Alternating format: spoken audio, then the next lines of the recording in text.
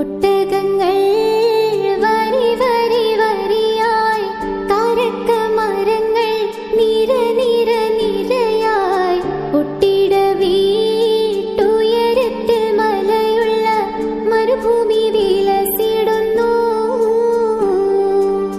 തൊടുത്ത സിക്കൂ മരത്തിന്റെ കനികളും ജെറാതെന്ന കിളികളും ചൂടുകാറ്റിനൊലികളും, ഇടക്കിടക്ക് കച്ചോട സംഘങ്ങൾ പോകുന്ന പാതകളും.